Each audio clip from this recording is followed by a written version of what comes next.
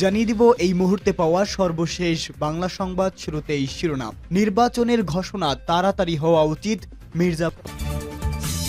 পরেই জানাবো মিত্রদের জড়ো করুন, শত্রুদের চিহ্নিত করুন, মাহফুজ আলমের বার্তা। এরপরেই থাকবে ভুল করলে কিন্তু পস্তাতে হবে, তারেক রহমানের বার্তা। জানাবো হঠাৎ অসুস্থ হয়ে হাসপাতালে লুৎফর জামান বাবর। এবং সর্বশেষ জানাবো নতুন ফ্যাসিস্ট যাতে তৈরি না হয় সেদিকে নজর রাখতে বললেন চরমোনাইয়ের পীর। সংবাদ শিরোনাম শুন, এবারে বিস্তারিত। নির্বাচনের ঘোষণা তাড়াতাড়ি হওয়া উচিত বলে মির্জা ফখরুলের মন্তব্য।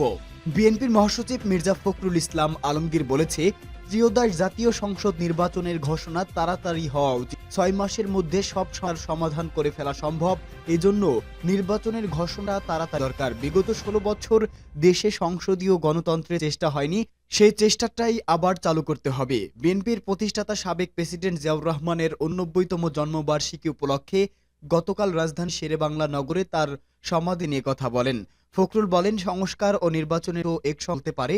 রাজনৈতিক দলগুলোকে আলোচনাকার কমিশন রিপোর্ট চূড়ান্ত করতে হবে, আর নির্বাচনের দিয়েই জনগণের কাছে যাওয়া সম্ভব, জন আকাঙ্ক্ষা সম্ভব। তিনি বলেন, 4 সংস্কার কমিশন যেসব সুপারিশ দিয়েছে তা বাস্তবায়নে রাজনৈতিক দলগুলোর ঐক্যমত প্রয়োজন। ঐক্যমত ছাড়া এসব সুপারিশ বাস্তবায়ন করা সম্ভব। রাজনৈতিক দল, ছাত্রসন এবং সহযোগিতা ছাড়া সুপারিশ বাস্তবায়ন করা সম্ভব হবে না।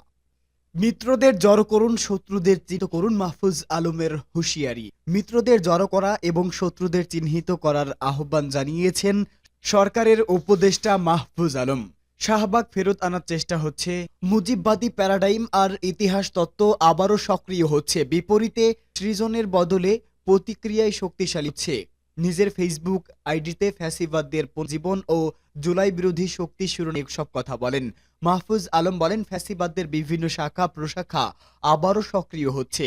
পুরনো ভাবাদর্শিক বন্দোবস্ত সক্রিয় হয়ে গেছে। সরকারের দায় দিন, অসুবিধা নেই, আমরা চেষ্টা করছি। কেন পারিনি বা আপনাদের প্রত্যাশা মতো পারছি না সেসব ব্যাখ্যা আমরা দিব, কিন্তু কালচারাল ফ্যাসিজম এবং পুরানো অর্থনৈতিক বন্দোবস্তের বিরুদ্ধে আমাদের নিরন্তর লড়াই প্রয়োজন। তিনি বলেন, সামাজিক ফ্যাসিবাদ বনাম সেকুলারিস্ট হত্যা খেলা নষ্ট করে দেওয়া দরকার, নাইলে এ দুই শক্তিকে হত্যা তুলবে। ভুল করলে কিন্তু পস্তাতে হবে, মন্তব্য তারেক রহমানের। বিএনপি নেতা কর্মীদের সতর্ক করে দলের ভারপ্রাপ্ত চেয়ারম্যান তারেক রহমান বলেছেন, জনগণ সঙ্গে না থাকলে কি হয় তা 5 আগস্ট দেখিয়ে দিয়েছে। কাজেই ভুল করলে জনগণ আবার কোনো একটা কিছু দেখিয়ে দিবে, তখন কিন্তু পস্তাতে হবে, হা হুতাশ করতে হবে। এখনো সময় আছে, মানুষ যেভাবে চায় সেভাবে চলতে হবে, মানুষের পাশে গিয়ে দাঁড়াতে হবে। রাজধানীর রমনায় মিলনায়তনের আয়োজিত আলোচনা সভায় ভার্চুয়ালি যুক্ত হন তারেক রহমান। বিএনপির প্রতিষ্ঠাতা ও সাবেক রাষ্ট্রপতি জিয়াউর রহমানের 89তম জন্মবার্ষিকী উপলক্ষে এই আলোচনা সভার আয়োজন করা হয়। সভায় প্রধান অতিথি হিসেবে বক্তব্য রাখেন তারেক রহমান। যখন জনগণ ক্ষিপ্ত হয়, স্বৈরাচার দেশ থেকে পালিয়ে যেতে বাধ্য হয়, এখনো চোখের সামনে জ্বলজ্বল করছে সেই উদাহরণ। ছাত্র জনতার অভ্যুত্থানে গত 5 আগস্ট আওয়ামী লীগের সরকারের পতন হয় এবং শেখ হাসিনা দেশ ছেড়ে পালিয়ে যেতে বাধ্য হন।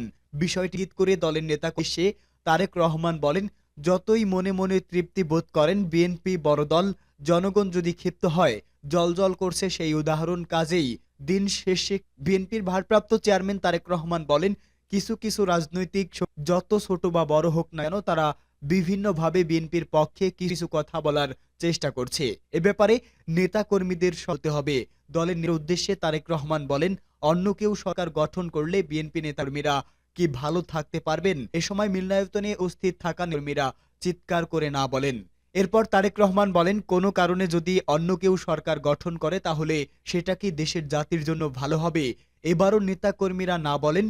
শেষে তারেক রহমান নেতাকর্মী বলেন, এখনো সময় আছে, মানুষের পাশে গিয়ে দাঁড়ান, মানুষের ভালো করুন।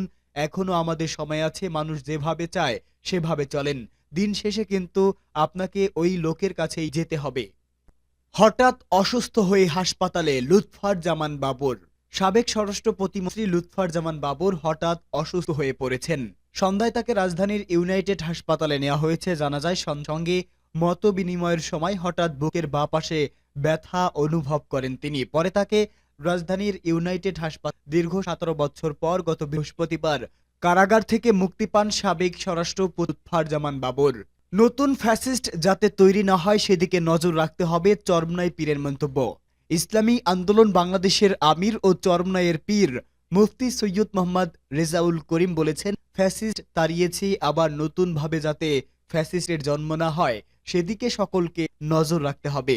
বাংলাদেশ সুপ্রিম কোর্ট আইনজীবী সমিতি ভবনের শহীদ শফিউর রহমান মিল্লায়ত ইসলামী আইনজীবী পরিষদ সম্মেলনে প্রধান অতিথির বক্তব্যে তিনি কথা বলেন।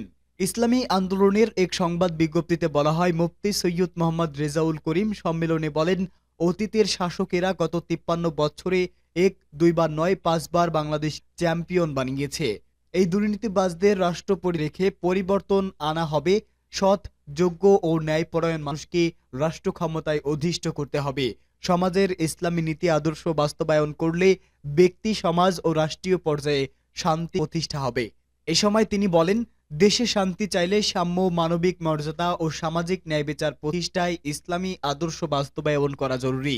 ইসলামী আন্দোলনের ছেলে বাবা আত্মীয় নেয় না, যে যখন অপরাধ করে তখন রাজপথে ঝাঁপিয়ে পড়বে।